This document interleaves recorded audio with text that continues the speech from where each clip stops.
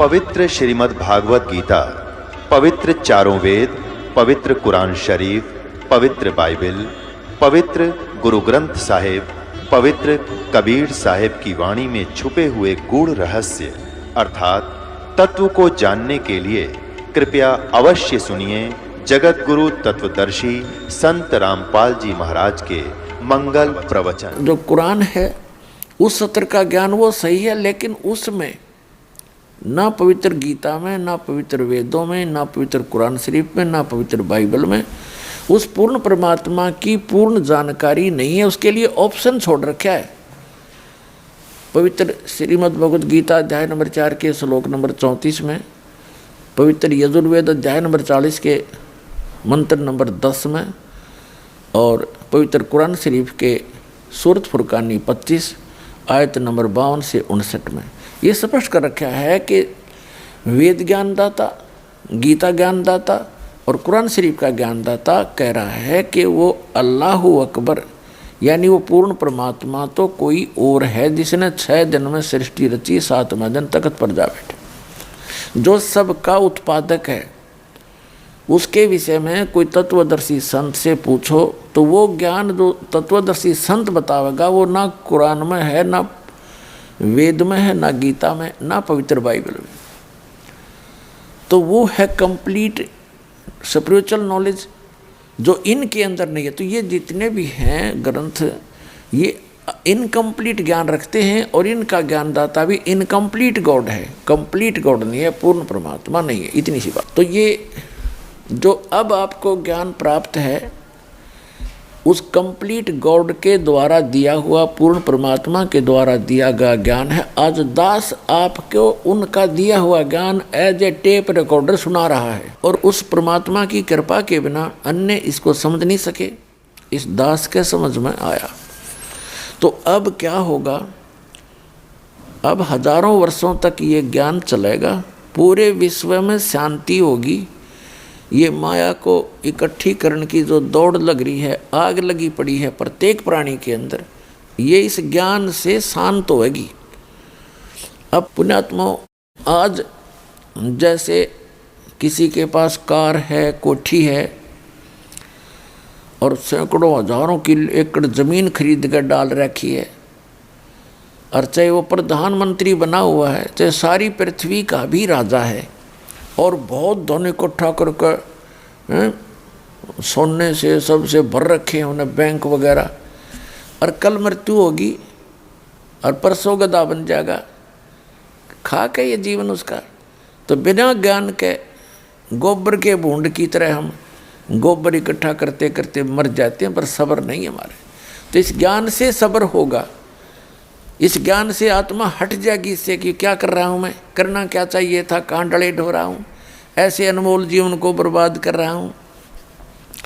तो ये एक बार पूरे विश्व में अब शांति होगी। सभी जल रहे हैं, किसी को सब्र नहीं और कोई सुखी नहीं।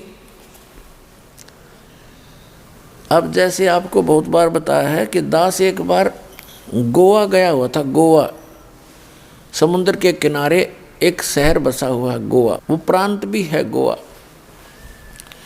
तो वहाँ क्या देखा, वहाँ एक सत्संग किया था हमने, और जहाँ सत्संग स्थल था, सत्संग के बाद घूमने के लिए हम साथ ही समुद्र था, तट समुद्र का, वहाँ चले गए। वहाँ क्या देखा, फॉरेनर यानी विदेशी स्त्री पुरुष वहाँ उसके साथ साथ रेत में अपने बिछा बिछा के बस्तर या कोई वैसे लेटा हुआ था, रेत में लेटे हुए थे, एक अंडरवियर में पैर के। और उनसे बात की, एक आधे भक्त ने, हमने तो अंग्रेजी आवा नहीं थी, तो कहते आनंद आ रहा, आनंद यहाँ इनको। तो उसने बताया कि ये कह रहे हमें यहाँ आकर शांति प्राप्त होती है। और वो बता कि वहाँ हमारे बड़े बड़े बिल्डिंग हैं, फैक्ट्रियाँ चलती हैं, सैकड़ों नौकर, हजारों हमारे नौकर हैं। मन में बड़ी हंसी आई है, दाता दया तेरी, देख जी रेत में सुख फिर वो डले क्यों ढोए तुमने, जहाँ सुखे नहीं आग आग इकट्ठी कर ली। तो जो सुख उनको वहाँ मिला उन कोठी और बंगला में नहीं है, वहाँ तो आग लगी पड़ी है। और आग क्यों लगी है उन कोठी बंगलों में? क्योंकि भक्ति नहीं है। तो पुण्यात्माओं फिर ये बात समझ में आओगी उनके। अभी तो वो वहाँ छोड़कर यहाँ समुद्र का किनारा आवे सुख प्राप्ति के लिए, और खाक सुख और रेत में के सुख है। 10 मिनट पाछे फिर 2 दिन पीछे फिर उस आग में जलना हो न जा करके।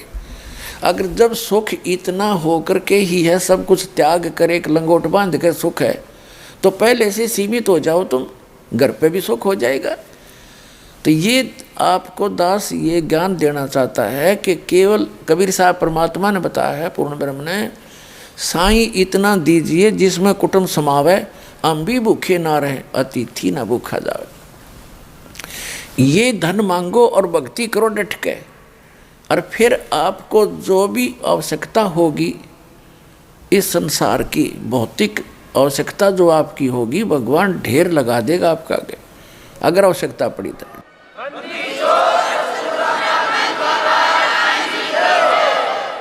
अब जो दास कंसेप्ट क्लियर करना चाहता है कि द्रौपदी का चीर बढ़ा, उसको समझाने के लिए आपको ये भूमिका बना रहा है दास।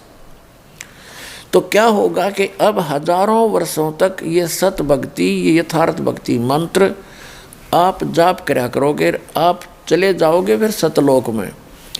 जो लास्ट के व्यक्ति होंगे, क्योंकि प्रत्येक यहाँ काल की व्यवस्था है, समय आने पर उसमें बुराई घर करना शुरू कर देती है।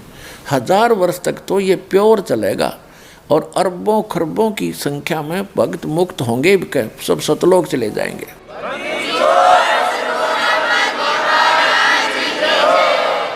और फिर जो बाद के बचेंगे वो भगत तो होंगे, लेकिन उनमें बुराइयां घर कर जाएंगी, फिर वो पार नहीं हो सकेंगे। और उनके पीछे इस भक्ति से, क्योंकि ये यथार्थ भक्ति है, ये मूल मंत्र हैं, और ये भक्ति धन बहुत ज़्यादा संग्रहित हो जाता है थोड़े ही सुमरण से, तो वो भक्ति धन उनके साथ होगा। फिर ये काल उनकी कैसे दुर्गति करेगा। जैसे आपको प्रथम मंत्र दिया जाता है, उसमें श्री ब्रह्मा जी, विष्णु जी, शिव जी और दुर्गा जी, गणेश जी, इनकी मजदूरी दी जाती है। यह कोई पूजा नहीं है। पुण्यात्माओं, हम इस स्पिरिचुअल नॉलेज को बिल्कुल नहीं समझ पाए, हमारे को अध्यात्म ज्ञान कतई नहीं था। हमने जैसे किसी से बैंक से लोन ले रखा है और उसका लोन हमने उतारना है, तो हम उसकी पूजा थोड़ी कर रहे हैं। शहर से देवाएंगे तो हम इंसान, नहीं तो फिर इंसान भी नहीं, हम करते हो नहीं निभा रहे अपना। ऐसे ही जैसे हमारा कोई बिजली का टैक्स है और हम बिजली खर्च कर रहे हैं, तो उसका बिल भरना ही है। हम जाएंगे वहाँ नमस्ते करते हैं, वहाँ के कैशियर से जो लेता है या अधिकारियों से मिलते हैं, उनको प्रणाम करते हैं, सभ्यता से पेश आते हैं। तो हम उनकी पूजा करने नहीं चाहते, हम अपना ऋण देने जाते हैं, जबकि टैक्स भी भरते हैं और प्रणाम भी करते हैं, क्योंकि सभ्यता यही कहती है। तो इसी प्रकार हम इन ब्रह्मा विष्णु महेश के ये जो हमारे ऊपर ऋण है, क्योंकि इनके लोक में हम रह रहे हैं, ये हमने इस मजदूरी दे देकर इनसे राहत प्राप्त करनी है। ये सिर्फ इतना काम है। और जब हम यहाँ से स्वदेश चलेंगे तो हमारे शरीर में कमल बने हुए हैं। कमल बीन ये बैरियर हैं आत्मा के लिए सतलोक जाने में, बाधाएं हैं। तो वो बाधाएं इन मंत्रों से क्लियर पाएंगी आपकी, फिर आप पहुँचोगे त्रिकुटी पे।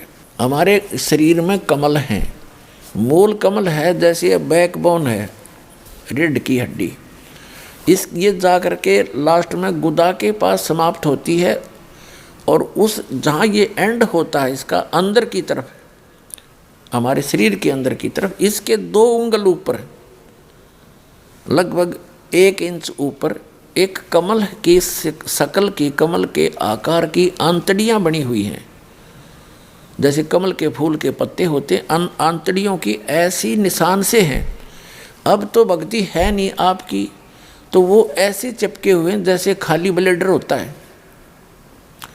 और जब भक्ति शुरू होगी तो उनके अंदर ये मंत्र से हवासी भरी जाएगी, और वो अंदर की नसें तन जाएंगी। जैसे गाय भैंस का सतन पहुँचने से पहले, यानी उसमें जब दूध प्रवेश नहीं होता तब से पहले वो लटकते रहते हैं, और जब बछड़ा और बच्चा छोड़ा जाता है उसको चूसने की चेष्टा करता है, वो तन जाते हैं ऐसे, तो उनमें दूध आ जाता है। तो उसी से तनते हैं। तो ऐसे ही वो कमल के आकार की जो छोटी छोटी सी आंतड़ियाँ हैं, इस भक्ति के मंत्र से वो तन जाती है। और अब वो ऐसे लटक रही हैं, अब वो जब खिल जाएंगी, ऐसे खुल जाएंगी तो अंदर से एक चमक निकलेगी, बिल्कुल सिरत लाइट जैसी, बिल्कुल बारीक सी, और तब वो समझो खिल गई। तो अब हम फिर हमारा वो क्लियर हो गया, ये समझ लो वो बैरिगेट क्लियर हो गया। हमने किसी कमल में प्रवेश नहीं करना है, क्योंकि ये तो एक रास्ते में आपके मार्ग में ये काल की दुकान है। इनमें जैसे बालक है, माँ बाप ने भेजा जा बेटा खेत में रोटी दे कर आ, रास्ते में कोई मेला है, वो कहीं मदारी रीछ नचा रहा है, कोई गाने गा रहा है, कोई चाट बेच रहा है, कोई खिलौने बेच रहा है, तो वो बच्चा यदि उन खेलों को देखने लग गया तो वो वही खड़ा रह जाएगा और उस काम से वो नहीं पहुंच पाएगा। तो घर वाले गढ़ेंगे उसने, तो भेजा था कहाँ, वहाँ भूखा मरा, तू यहाँ बकवाद कर रहा। तो इस प्रकार हमने मार्ग में चलते समय उनको नहीं देखना है, अपना जो कर्तव्य है उनका टैक्स क्लियर पाओगा आपका।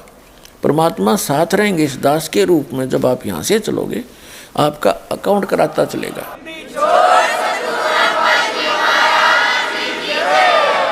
तो वहाँ आपको बहुत सा प्रलोभन दिया जाएगा कि आपका तो बहुत पैसा बच गया है, यहाँ पर आपका तो बहुत कमाई शेष है, देखो यहाँ पर ठाठ करो, ये करो, ऐसा। तो आपने हाथ जोड़ लेने कि ना, इस छोड़ो इस कमाई ने। तो वो कमाई फिर वो क्या करेंगे, आपकी सतलोक जाने वाले अकाउंट में डिपॉजिट कर देंगे, अगर आप वहाँ उसके लोक में प्रवेश नहीं करोगे। ये तो रेस्टोरेंट खोल रखे इन्होंने, आपसे टैक्स लेते हैं, आपकी पूंजी नष्ट करवा देते हैं। जितने भी स्वर्ग हैं ये रेस्टोरेंट है। तो फिर आप जाओगे, इसके ऊपर है फिर सावित्री और ब्रह्मा जी का कमल है। अब जैसे ये चैनल होते हैं ना, टीवी में चैनल होते हैं, तो कार्यक्रम तो कहीं और हो रहा है और हम देख रहे हैं टीवी पे। अब जैसे आजकल बिजनेस भी हो रहा है, इंटरनेट से हो जाता है, ऐसे ही समझो। तो वो कहीं और है मार्केट, लेकिन इंटरनेट से आजकल बिजनेस के भी लेन देन हो करके सौदा बेचा और परचेज हो रहा है, ऐसे ही समझो तुम। तो ये तो एक इंटरनेट का सिस्टम है हमारे शरीर के अंदर, उस गॉड का, परमात्मा का। फिर उसके बाद हम नाभि कमल में विष्णु और लक्ष्मी जी का एक कमल है, उसकी 8 पंखड़ियाँ हैं, सावित्री ब्रह्मा वाले की 6 पंखड़ियाँ हैं। फिर ये दोनों सतनों के बीच में यहाँ एक कमल है, रीढ़ की हड्डी के साथ चिपका हुआ। ये शंकर भगवान जी का, पार्वती जी का ये यहाँ बैरियर है, इनका कमल है, इनका भी आपको मंत्र दिया जाता है। उसके बाद ये कंठ कमल है, ये कंठ है, इसके बैक में ये रीढ़ की हड्डी यहाँ थोड़ा सा बैंड होती है इससे पहले, तो यहाँ ये थोड़ी सी चौड़ी ज़्यादा है। तो यहाँ पर वो दुर्गा जी का स्टेशन है, बैरिगेटर है, बैरियर समझो इसको। उसकी 16 पंखड़ियाँ हैं और शंकर भगवान वाले कमल की 12 पंखड़ियाँ। इसके बाद फिर आगे जाएंगे, त्रिकुटी पर पहुँच जाएंगे। त्रिकुटी तो एक कॉमन इंटरनेशनल एयरपोर्ट समझ लो, वहाँ तो सभी साधक जाते हैं। वहाँ जाने के बाद फिर उनको 3 रास्ते हो जाते हैं, त्रिवेणी बोलते हैं उसको, 3 रास्ते। तो उस त्रिवेणी का जो सामने वाला रास्ता वो ब्रह्मरंध्र कहलाता है, बीच वाला वो किसी से नहीं खुलता, वो केवल इस दास से प्राप्त मंत्र से, जो परमात्मा कबीर जी ने दिया है, उससे ही खुल सकता है, सतनाम से। तो जो सारा कुछ दास जो बताना चाहता आपको कि फिर क्या होगा, जो पार नहीं हुए वो क्या करेंगे, उनके ये मंत्र बच जाएंगे, कमाई उनके साथ होगी, पार वो हुए नहीं। अब जैसे कोई व्यापारी है और पैसा लेकर पैसा कमा लिया उसने और फिर पड़ गया गलत आदत में, तो जितनी कमाई करी थी होटलों पे, बदमाशी में, फिल्म देखने में, ठाठ करने में बर्बाद कर देता है। तो जो भक्त यहाँ रह जाएंगे उन्हीं में से ये काल ऊपर स्ट्रोक करेगा। इसने इस ब्रह्मलोक के अंदर एक ब्रह्मांड में ब्रह्मलोक बना रखे है। ब्रह्मलोक में एक इंद्र, महाइंद्र का लोक है, महाइंद्र, उसको महास्वर्ग बोलते हैं।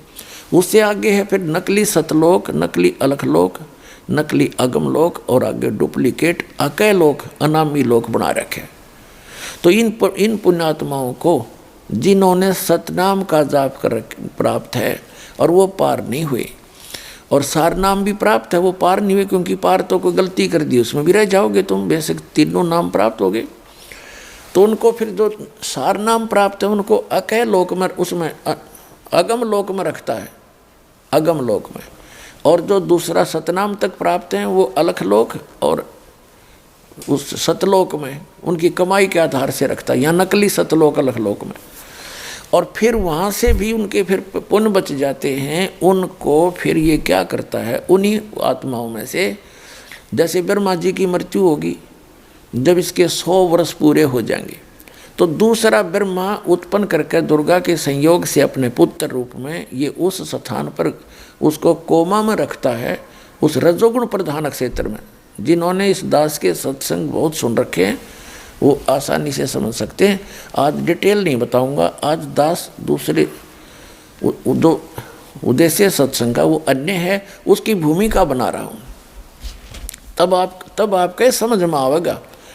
नहीं तो आज तक आपने उआबाई सुन रखी है, तत्व ज्ञान किसी से बताया नहीं, सब जो है ना एंड बैंड मार करते, हमारा अंतःकरण खराब कर डाला, हमें विद्वान बना दिया नकली।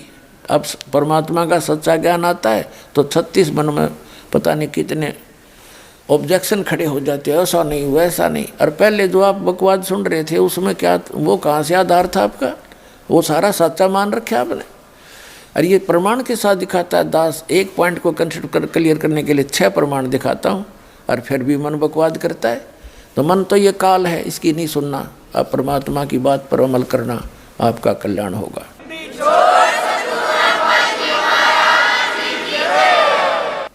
तो फिर ये क्या करता है, जैसे फिर 7 ब्रह्मा की मृत्यु के बाद एक विष्णु जी की मृत्यु होती है, तब उन्हीं पुण्यात्माओं में से जो अब भक्ति करेंगे, ये सही भक्ति कर लेते हैं, इनकी पार होते नहीं, इनके पास भक्ति धन जो का त्यों रह जाता है, उन्हीं में से फिर ये विष्णु जी बना तैयार करके रखेगा, उसको विष्णु के पद पर रख देगा। फिर 7 विष्णु की मृत्यु के बाद एक शंकर जी की मृत्यु होगी, तमोगुण शंकर की। तो तब तक ये एक और अन्य उन्हीं पुण्यात्माओं में से अपना पुत्र रूप में शंकर तैयार करके रख लेता है। और उन पुण्यात्मा जो वर्तमान में ब्रह्मा विष्णु महेश बने हैं, ये आगे 84 लाख योनियों में चले जाएंगे। उसके बाद फिर ये कहाएंगे स्वर्ग में आएंगे, ये पुण्यात्मा ब्रह्मा विष्णु महेश स्वर्ग में इनके रहे खये जो पुण्य है वहाँ समाप्त करेंगे। उसके बाद पृथ्वी पर आकर ये राजा बनेंगे। ऐसे थोड़ा जल्दी से खत्म होता है, इतना धन इकट्ठा हो रहा है आपका। राजा बनकर फिर ये नरी को वध करेंगे, कहीं शिकार खेल लेंगे, एक दूसरे के राज को हड़प करने के लिए लाखों लोगों को मरवा डालेंगे, मार डालेंगे और घुटी सूटी लाओगे और नरी बकवाद करेंगे। यानी इनके पुण्य समाप्त होंगे, पाप की वृद्धि शुरू हो जाएगी और अगले जन्म में ये गधे बना दिए जाएंगे। तो ये पूरा प्रोसेस है इस काल भगवान का। परमात्मा ने दास को अकल दी, बुद्धि दी, और अब आपको चाहता हूँ कि मास्टर बना दूँ, आप मार ना खाओ, किसी की बहकाई में नहीं आओगे, ऐसा तैयार कर दूँगा यदि विश्वास रखोगे तो फिर क्या होता है, उन्हीं पुण्यात्माओं में से कोई जैसे द्रौपदी बनती है, कोई किसी सत्र पर आती है, कोई कुंती बनती है, अच्छी आत्माएं होती हैं ये। तो ऐसे अब दास जिस स्थान पर आपको लाना चाह रहा था अब पहुँचे हैं। जैसे ये परमात्मा इतना दयालु है, कहते हैं जो जन मेरी शरण है ताका हूँ मैं दासे, गेल गेल लाग्या फिरूं जब तक धरती आकाशे। एक बार भी कोई पुण्यात्मा मेरी शरण में आ गया, मेरा बच्चा बेटा या बेटी, कहता उसको मैं फिर छोड़ो नहीं, उसके साथ रहूँगा, उसके पीछे पीछे फिरता रहता हूँ जब लग धरती आकाश, यानी जब तक ये कयामत आवेगी या प्रलय होएगी जिसमें पृथ्वी का भी नाश हो जाएगा, तब तक मैं उसके साथ रहूँगा और उसको चाहूँगा, कोशिश करूँगा कि निकल जा जल्दी सी। हम कहाँ गलती खाते रहे, सतयुग त्रेता द्वापर में भक्ति सभी करती हैं आत्मा, ये तो अभी नास्तिकता पनपगी जैसे पूरा चीन नास्तिक हो गया, रूस नास्तिक हो गया। और अब भारत का नंबर था। जब ये भक्ति शुरू ना होती 100 वर्ष के बाद भारत भी कंप्लीट नास्तिक हो जाता, क्योंकि इतने नकली पंथ चल पड़े, इनसे लाभ कुछ हो नहीं रहा, सभी थक चुके, ना कोई सुख हुआ, ना आध्यात्मिक लाभ ना भौतिक लाभ होता। तो अब कुछ दिनों में ये सभी नास्तिक हो जाते, कुछ ना रखा भगवान भगवान में।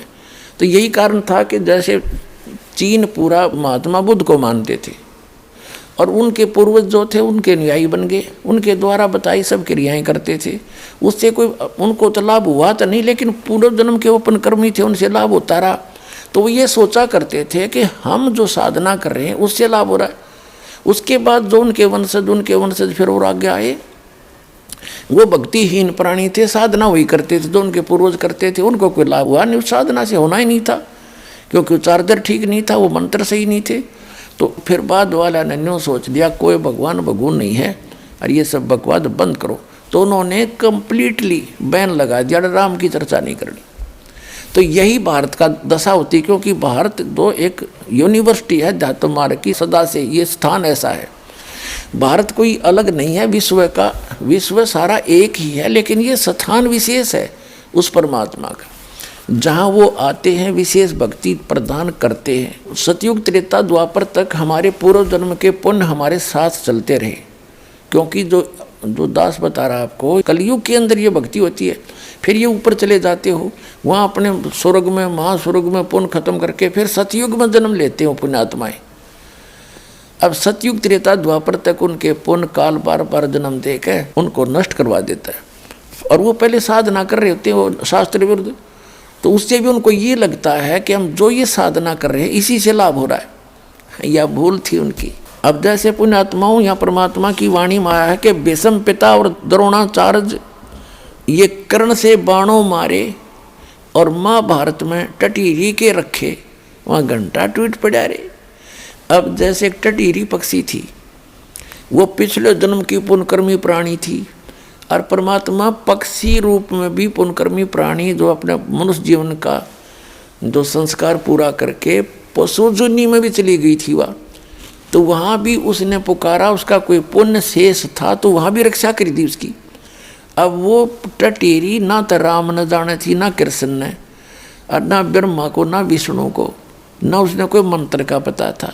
उसने हृदय से पुकार करी है भगवान, मैंने तो यहाँ अपने बच्चे उत्पन्न कर दिए अंडे। अरे इधर एक टटीरी पक्षी था, उसने अंडे उत्पन्न कर दिए महाभारत के उस मैदान में, कुरुक्षेत्र के मैदान में, जहाँ महाभारत होना था, युद्ध होना था कौरव पांडवों का। तो उसने अंडे उत्पन्न कर दिए, तो देखा इधर से चारों तरफ से सेना आकर इकट्ठी होने लगी। तब उसने पुकारा, हे भगवान मेरे बच्चों की रक्षा करिए। तो परमात्मा ने इंद्र के हाथी का घंटा टूट गया, 88,000 मन बताते, 88,000 मन का, और वो अंडों के ऊपर आकर टिक गया, बीच में अंडे सुरक्षित। कहते अग्नि बाण छूटे, वहाँ पर ना जाने कितनी जनता मर गई, और कति अग्नि बाण वहाँ चले, नो आग सी लगी थी। 18 अक्षौणी सेना, 11 कौरवों की और 7 पांडवों की, 7 करोड़ अक्षौणी, तो 18 करोड़ सेना कटकर मर गई, लेकिन टटीरी के अंडों को कोई आंच नहीं आई। तो अब कोई न्यू सोचा कि जो वह भक्ति करे थी, उसने रामकृष्ण का भी ना पता था, हृदय से पुकारा, तो उसका जो पूरा संस्कार था उसको भी वो पूर्ण परमात्मा ही देता है। श्रीमद् भगवत गीता अध्याय नंबर 15 के श्लोक नंबर 16 और 17 में 3 पुरुष हैं। एक सरपुरुष, ये तो ब्रह्म है ज्योत स्वरूपी निरंजन काल 21 ब्रह्मांड का स्वामी, और अक्षर पुरुष है, ये 7 संख ब्रह्मांड का मालिक है, ये भी इनकम्प्लीट गॉड है। और उत्तम पुरुष है तो अन्य, गीता जी के 15वें अध्याय के 17वें श्लोक में, उत्तम पुरुष है तो अन्य परमात्मा इति उदाहरते, ये लोग तिरम अविश्य विभ्रति अवैश्वर है। उत्तम पुरुष तो इन दोनों से सरपुरुष अक्षर पुरुष है कोई और है, और वही तीनों लोकों में प्रवेश करके सबका धारण पोषण करता है, और वही वास्तव में अविनाशी है, वही परमात्मा कहने योग्य है। तो वो कौन है? वो परम अक्षर ब्रह्म है। 8वें अध्याय के प्रथम मंत्र में अर्जुन ने पूछा कि आप जी ने 7वें अध्याय के 29वें मंत्र में श्लोक में गीता जी में जो तत्ब्रह्म की बताया है, वो तत्ब्रह्म को जानकर सारे अध्यात्म से परिचित व्यक्ति और सभी कर्मों से परिचित व्यक्ति केवल जरा और मरण से, बुढ़ापे के दुख से और मृत्यु के इस कहर से बचने के लिए, छूटने के लिए प्रयत्न करते हैं। जो उस तत्ब्रह्म को जान चुके होते हैं वही यहाँ की कोई वस्तु की डिमांड नहीं करते। तो अर्जुन ने पूछा 8वें अध्याय के प्रथम मंत्र में, फिर किम तत्ब्रह्म, वो तत्ब्रह्म कौन है, क्या है? 8वें अध्याय के 3रे श्लोक में गीता ज्ञानदाता ने कहा कि वो परम अक्षर ब्रह्म है। तो वो परम अक्षर ब्रह्म है। तो गीता जी के अध्याय नंबर 15 के श्लोक 17 में कहा उत्तम पुरुषत्व है, ये वो परम अक्षर ब्रह्म है और यही तीनों लोकों में प्रवेश करके सबका धारण पोषण करता है। जब भी इन ब्रह्मा विष्णु महेश पर भी आपत्ति आती है, क्योंकि ये भी तो उसी के बच्चे हैं, इसी की साधना करके ये इस पद को प्राप्त है, तो इसका इन्होंने वादा किया है कि जो जन मेरी शरण है ताका हूँ मैं दास, और गेल गेल लाग गया फिरूं जब तक धरती आकाश है।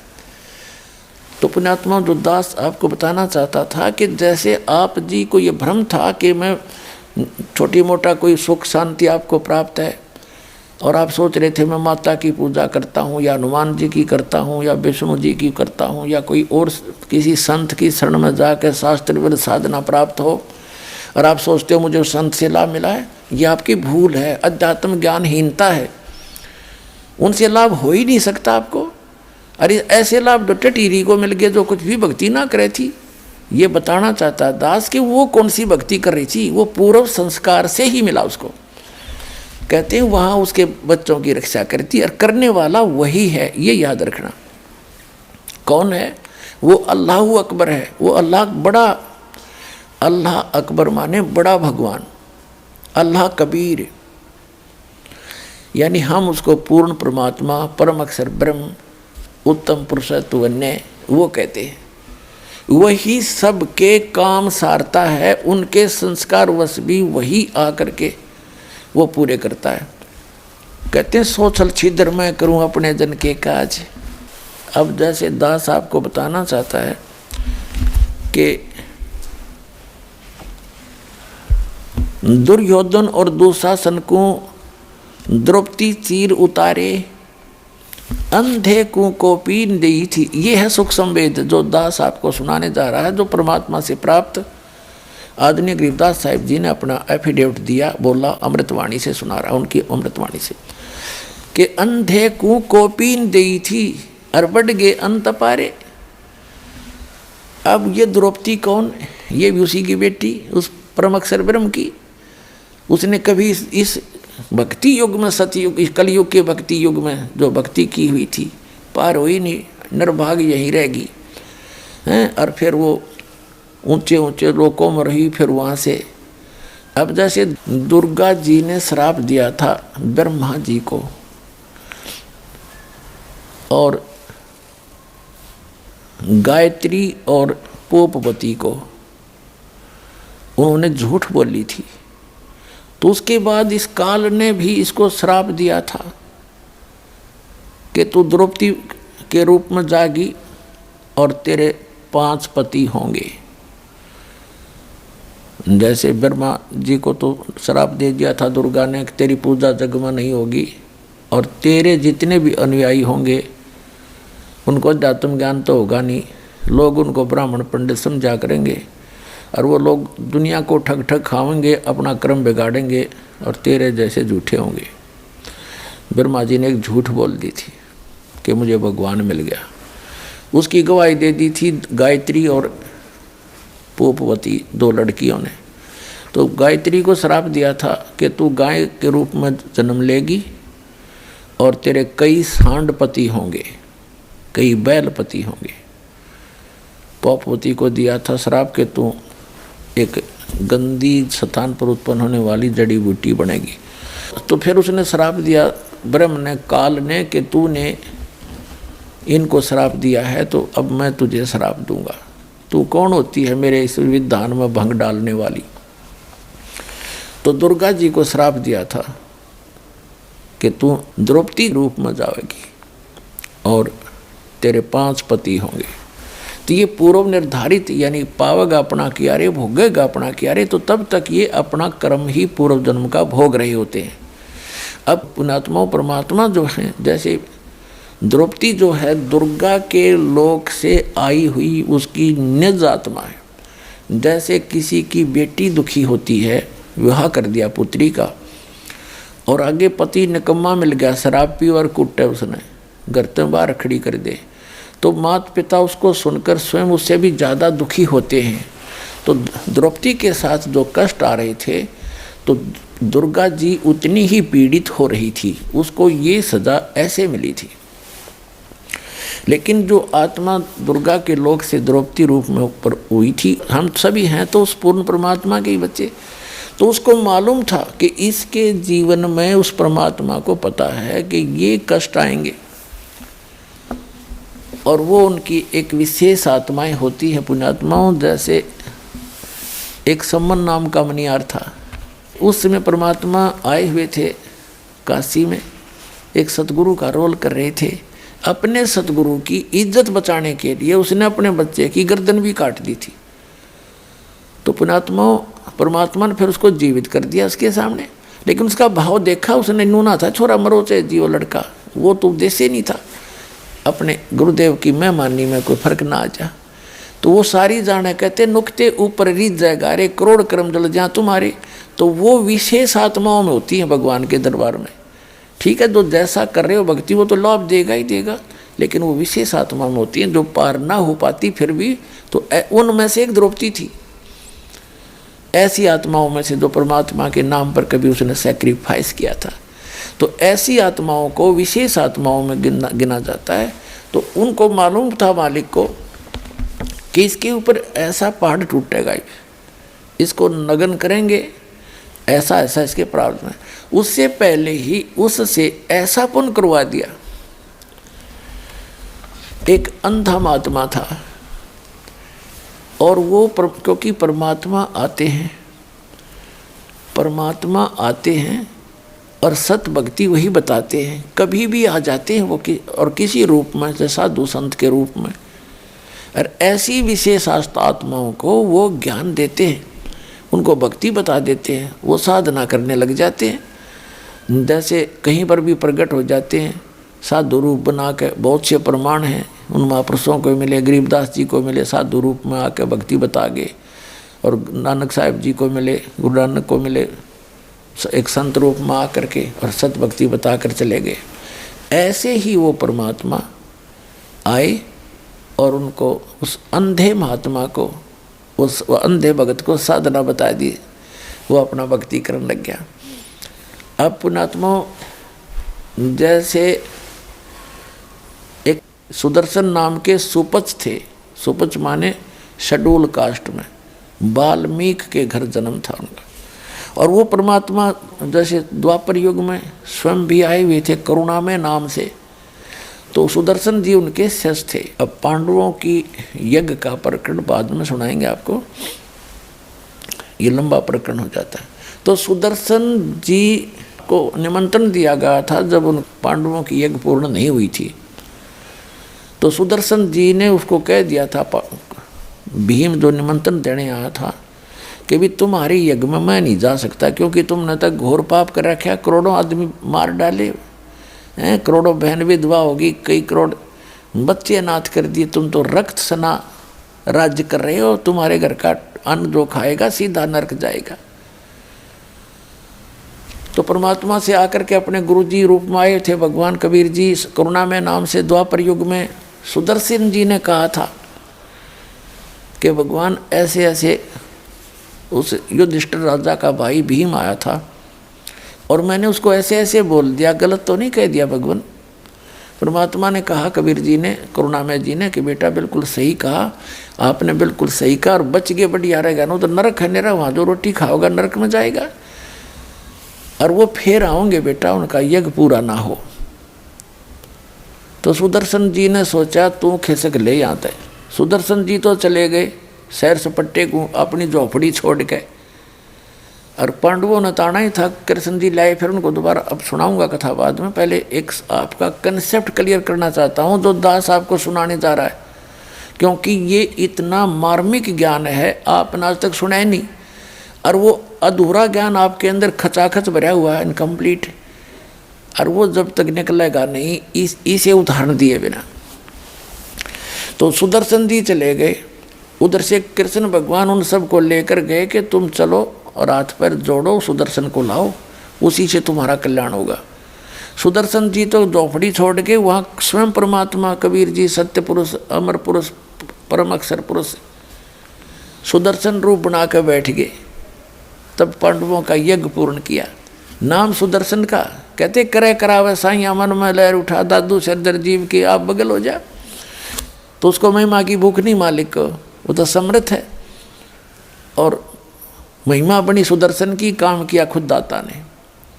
ऐसे ही समझो वो जो अंधा महात्मा था भक्त, वो परमात्मा आते हैं, जैसे करुणा में रूप में भी आए हुए थे, तो उनसे मिले, उनको ज्ञान दिया, उस भक्ति से वो अपनी भक्ति कर रहा था, सत भक्ति कर रहा था अंधा महात्मा। तो वो किसी कारणवश अंधा महात्मा तो कहीं और चला गया। उधर से परमात्मा को मालूम था कि द्रौपदी का विवाह होने वाला है और ये चली जाएगी, फिर यहाँ इसको मेल हो नहीं पाएगा, कोई आगे समस्या पैदा हो जाएगी। ये राजा लोग इसे खतरनाक होते हैं और फिर शायद व्यवस्था ना बने इस बेटी को कोई भक्ति भाव की। और वो श्री कृष्ण जी को अपना गुरु मान बैठी थी। आगे चल के विवाह होने के बाद उसने श्री कृष्ण जी को अपना गुरु बना लिया। उससे पहले, विवाह से पहले की बात है, तो राजा द्रौपद ने गंगा के किनारे पर, गंगा दरिया के किनारे पर एक लेडीज घाट बना रखा था। और वहाँ उस द्रौपदी हजारों सहेलियों के साथ, सैकड़ों सहेलियों के साथ प्रतिदिन मुँह अंधेरे वक़्त से उठकर स्नान करने जाया करते थे। उस क्षेत्र में जेंट्स का जाना अलाउड नहीं था।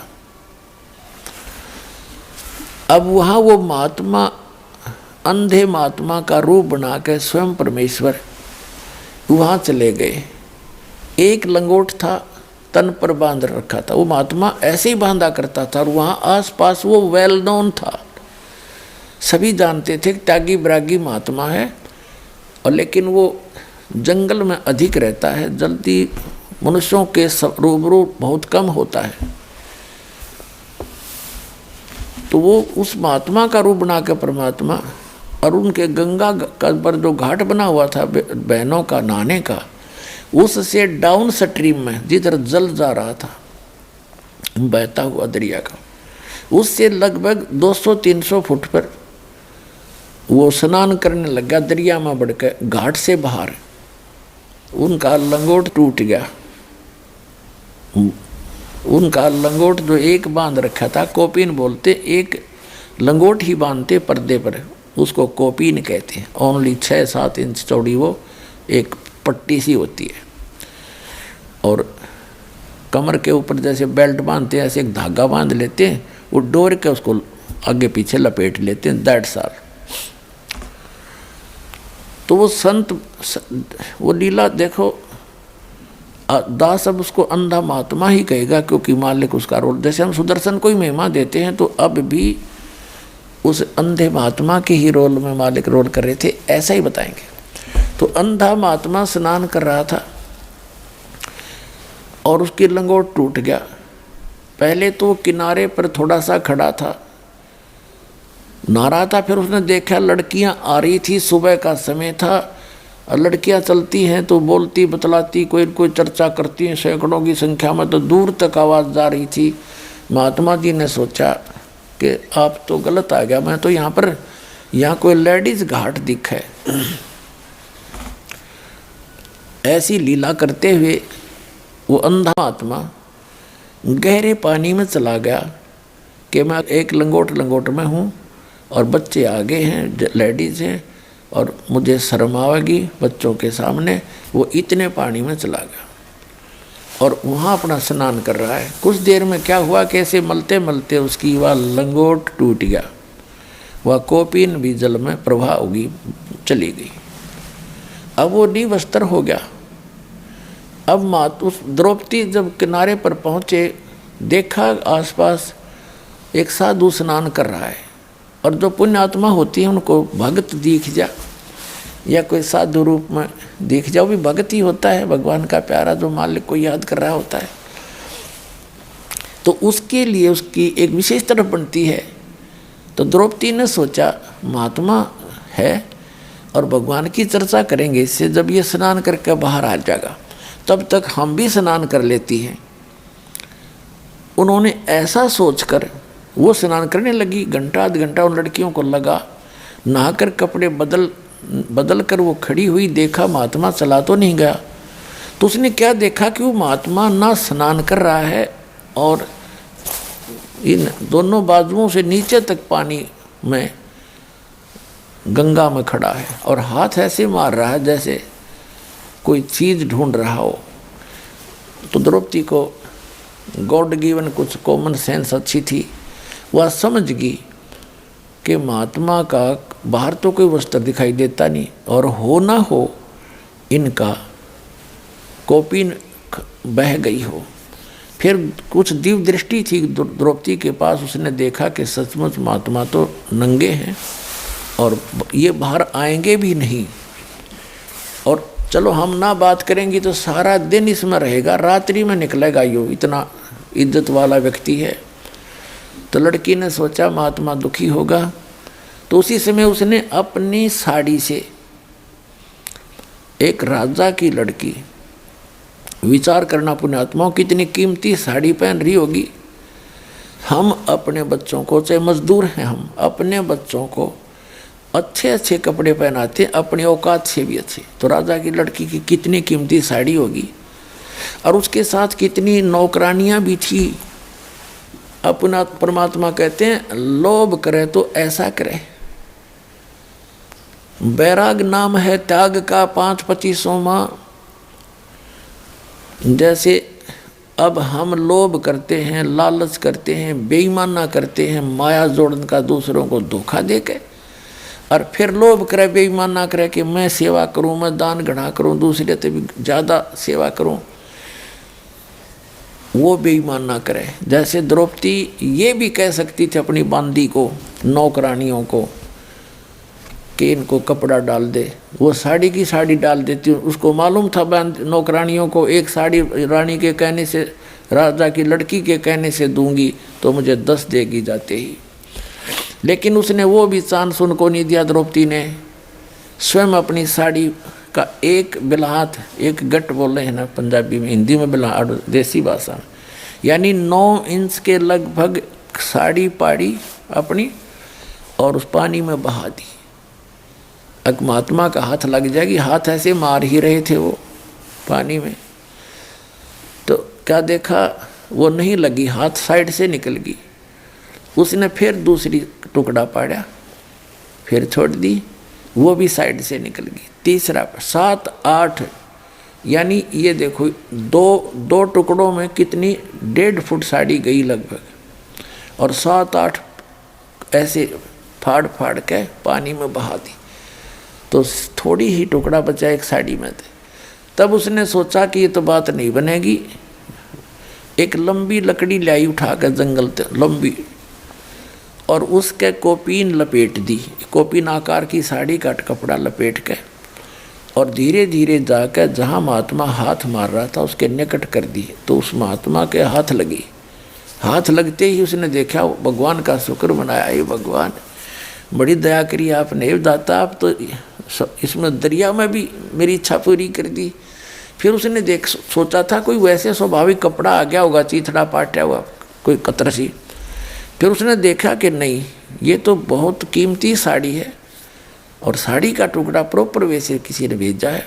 तो कोई बहन बेटी ने, इन्हीं में से किसी ने दया करी है। तब आशीर्वाद दिया उसने कि हे बेटी, आज तने मेरी इज्जत राखी, मेरा पर्दा राख्या, भगवान तेरी इज्जत राखे और तने गणाए देवे। कहते साधु बोले सहज सुबह, और जो चावे सो कर दे। अब जब तो उस लड़की का को नहीं ध्यान रहा कि एक टुकड़ा साड़ी का दिया था, उसको तो अनगिन साड़ियाँ पड़ी थी। लेकिन जब उसका विवाह हो गया उस लड़की का, द्रौपदी का, और पांडव जो है राज हार गए जुए में कौरवों से, और अंत में चाल खेली, क्योंकि एक दिन द्रौपदी ने, राजा युधिष्ठिर ने उसका शीशे का महल बनाया था, शीश महल, उसमें शीशे लगा रखे थे, और दुर्योधन को आमंत्रित किया। तो द्रौपदी आई थी पानी का घड़ा भर के अपना नीचे से ऊपर महल में, बाहर से वहीं से साथ में कुएं होते थे राजाओं के, और उधर से दुर्योधन आ रहा था। दुर्योधन की टक्कर लगी शीशे में, शीशे की दीवार थी, उसने दिखे, पारदर्शक थी, उसने दिखा को ना और अच्छी तरह गिर गया धड़ाम देसी। द्रौपदी हंसन लगी। एक तो उसने मजाक किया था एक देवर समझ के, और कहा था कि अंधों की संतान अंधी ही होती है। और यहाँ परमात्मा ने निर्णय दिया है सुख संवेद में, उस कबीर भगवान ने कहते हैं साधु साधु सजन और सोना गोल्ड ये टूट जुड़े 100 बार, और दुर्जन और पाका कलश एक धक दरार। कितना अनमोल उदाहरण दिया परमात्मा ने कि जो सजन व्यक्ति होते हैं उनकी कहा सुनी भी हो जाती है, लेकिन कुछ दिनों के बाद ऐसे हो जाते हैं जैसे कभी झगड़ा हुआ ही नहीं था, कोई मलाल नहीं रखते। संत और सजन, साधु भगत और सजन यानी जेंटलमैन, और सोना गोल्ड, उसने कितना तोड़ के और फिर दोबारा किसा ही बना दे वैसा ही बन जाता है, उसमें निशान भी नहीं रहता, उसी तरह जुड़ जाता है। और नीच आत्मा, नकमी आत्माएं एक के बात में इतना दूर हो जाती हैं, इतना जुल्म तोल देते हैं, इसने न्यू कर दूंगा, इसको मार डालूंगा, वो धुमस्तार देता है। वो कहते दुष्ट इंसान होते। और पक्का घड़ा एक के धक्के में दरार हो जाती है, दोबारा नहीं मिल सकता, तो 100 ट्राई कर लो, उसको मिलाओगे तो और तरह का हो जाएगा। उसका सीमेंट शामेंट ला के थोड़ी बहुत की तो जोड़ जुगाड़ कर लेते हैं, तो वह चीज़ नहीं रहती इसमें, वो बकवास न्यारी दिखेगी। तो यहाँ कहते हैं दुर्जन संत सजन और सोना टूट जुड़े 100 बार, और दुर्जन निकम्मी आत्मा और पाका कलश एक के धक दरार। एक के धक्के मानो, एक के बात में वो इतने दुष्ट बन जाते हैं। तो दुर्योधन उस दुर्जनों में से था। द्रौपदी ने सिंपल सी बात मजाक में कहा था, क्योंकि धृतराष्ट्र अंधा था, धृतराष्ट्र के पुत्र थे दुर्योधन, उसने मजाक में कह दिया कि अंधे होते हैं, अंधों की संतान अंधी ही होती है। इससे बात का दुख मान गया, अकांड दे टाइम इसकी बेइज्जती करूंगा और दिखाऊंगा इसको झटके। उस दृष्टिकोण से, उस अपनी दुष्टता के आधार से युधिष्ठिर से कहा कि तू द्रौपदी को दाव पर लगा दे, हो सकता तेरा सारा राज ही आ जाए। द्रौपदी देखो इन लोगों की, इनके इतिहास पढ़ा करते हम, ये महाभारत पढ़ने की चीज़ है। अपनी पत्नी को दाव पर लगा दिया, और हम इन तो शिक्षा ग्रहण करना चाहते हैं। युधिष्ठिर ने अपनी पत्नी यानी द्रौपदी को दाव पर लगा दिया, हार गया। अब वहीं भरी सभा में 500 पांडव बैठे हैं, और भीष्म पितामह द्रोणाचार्य और कर्ण, ये 3 ऐसे महापुरुष थे, इनके मुकाबले में वहाँ कोई इतना योद्धा नहीं था तीनों के। और भीष्म पितामह तो उनका जो दादा था, और द्रोणाचार्य उनके गुरु, और कर्ण भी योद्धा वहाँ बैठे। विदुर बैठा, दुर्योधन का चाचा, पांडवों का 2 चाचा था, और 500 पांडव बैठे। एक बांदी ने जाकर बताया द्रौपदी को कि द्रौपदी आज तेरी इज्जत उतारेगा दुर्योधन, तुझे नग्न करेगा भरी सभा में, और तेरे को राजा युधिष्ठिर ने जुए में हरा दिया, तो वो हार गए, तेरे को दाव में लगा दिया था। तो द्रौपदी ने पूछा कि सभा में कौन कौन बैठे हैं, कि भीष्म पितामह, द्रोणाचार्य, कर्ण, चाचा विदुर, और साथ में तेरे 500 पति विराजमान हैं, और 101 वो भाई बैठे हैं। दुर्योधन और भी बैठे। तो द्रौपदी कहने लगी इतनी सभा में ऐसी गलती होती है, वहाँ इतने आदमी बैठे हों तो कैसे ऐसी बकवास कैसे कर देगा दुर्योधन, निकम्मी क्या बात करी। इतने में दुर्योधन ने भेजा दुशासन अपना भाई खिला पकड़ के उसको, द्रौपदी को ला पकड़ के जाके उसको द्रौपदी से कहा कि चल आज दिखाएंगे तेरे को हम अंधों की संतान अंधी हैं या आंखों वाली। पकड़ के बाल और घसीट के लाया द्रौपदी को, रोती चिल्लाती रही, वहाँ ला के खड़ा कर दिया। दुर्योधन ने कहा दुशासन हम तो अंधों की संतान हैं, अंधे हैं, हमें कुछ दिखाई देता नहीं, इसको निवस्त्र कर दे, इसकी साड़ी उतार दे। अब ज्यों ही दुशासन उसके साड़ी उतारने के लिए आगे बढ़ा तो उसने पहले तो देखा अपने 500 पतियों की ओर।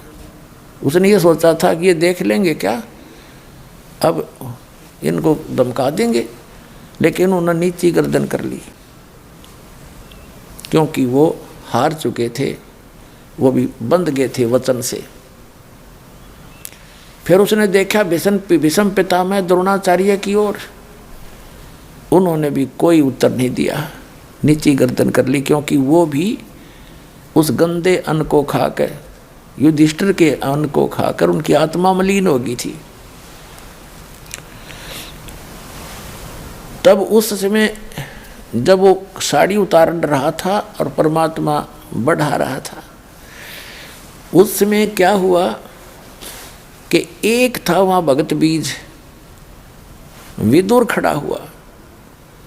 विदुर ने खड़ा होकर कहा कि रे दुर्योधन तुम किसकी इज्जत उतार रहे हो भले व्यक्ति, तुम चाचे ताऊ और तुम्हारी बहू, दुनिया तुम्हें थूकेगी, धिक्कारेगी तुम्हें, तुम क्या कर रहे हो, कुछ तो अकल तक काम ले ए भले पुरुष। कहते हैं सूक्ष्म वेद में आदरणीय गरीबदास साहिब जी ने बताया है कि विदुर कहे ये बंधु थारा और एक कुल एक परिवार। विदुर के मुख पर लगा थपेड़ा कि तू तो है पांडवों का चेहरा, तू तो है बांदी का जाया, और भीष्म कर्ण और द्रोण मुस्काया। अब देखो कितना निर्णायक ज्ञान दिया है सूक्ष्म वेद के अंदर, जो गॉड गिवन है, कंप्लीट पूर्ण परमात्मा का दिया हुआ, complete God given, complete spiritual knowledge. इसमें गरीबदास साहिब जी ने बताया है कि सूक्ष्म वेद में प्रमाण दिया है कि एक व्यक्ति था उस सभा में, उस पंचायत में, जो पंचायती होना चाहिए। पंचायती अगर कहीं पंचायत में गया है और सच की बात कहे, न्याय की बात कहे, कोई नाराज रहे चाहे राजी रहे, उसकी बात को नहीं मानता है तो पंचायत छोड़कर चला जाना चाहिए, वहाँ रहने में भी दोषी हो जाता है। तो विदुर ने जब न्याय की बात की, एक था वहाँ पंचायती, उसने खड़ा होकर कहा अरे विदुर कहे ये बंधु तुम्हारा भाई बंध है और एक के कुल तुम्हारा एक ही परिवार है।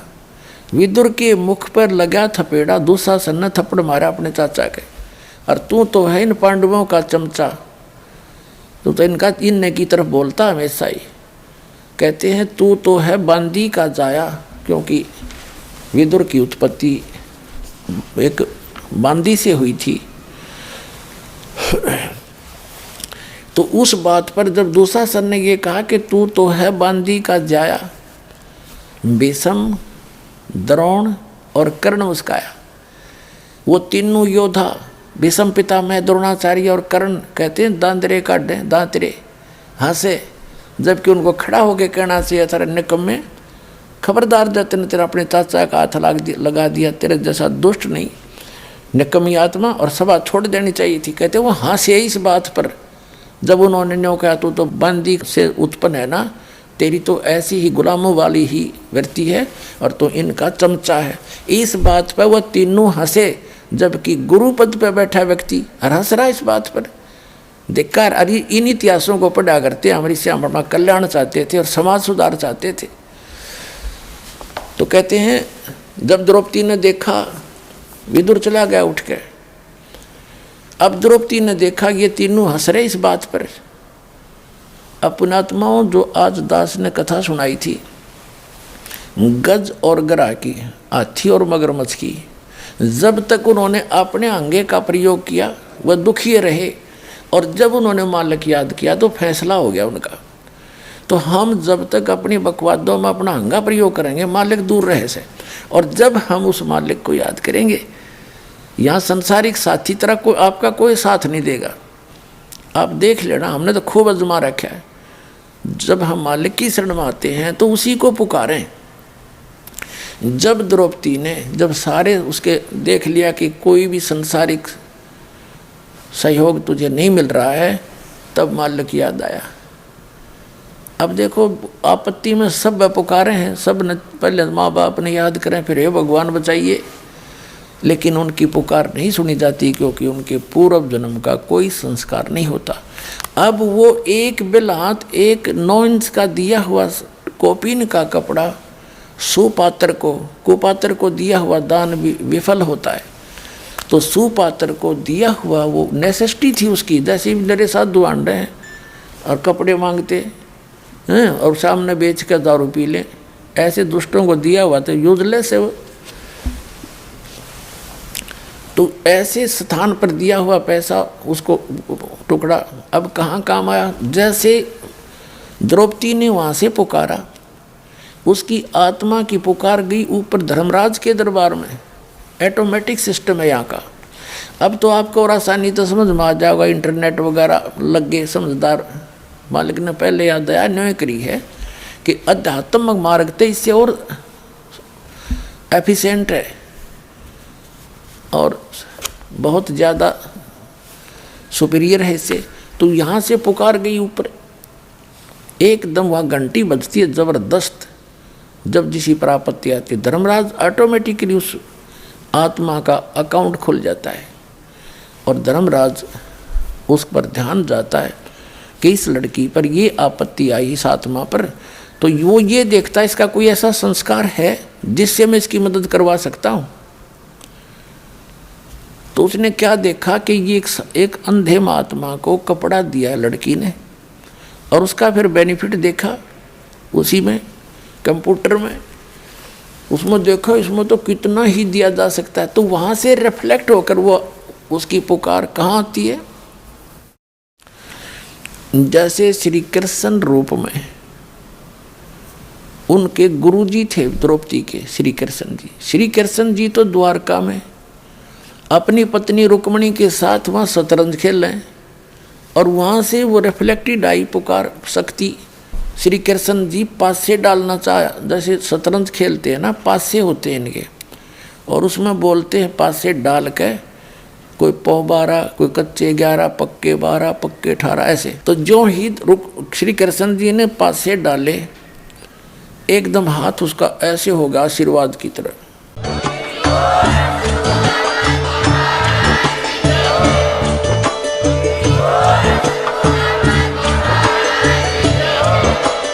आप सुन रहे थे जगत गुरु तत्वदर्शी संत रामपाल जी महाराज जी के मंगल प्रवचन। अधिक जानकारी के लिए विजिट कीजिए हमारी वेबसाइट www.jagatgururampalji.org। संत रामपाल जी महाराज जी के शुभ आशीर्वाद से पूरे विश्व भर में 500 से भी ज्यादा नाम दीक्षा केंद्र हैं, जिन पर संत रामपाल जी महाराज जी द्वारा ऑनलाइन निशुल्क नाम दीक्षा दी जा रही है। अपने नजदीकी नाम दीक्षा केंद्र का पता करने के लिए संपर्क करें 8222880541।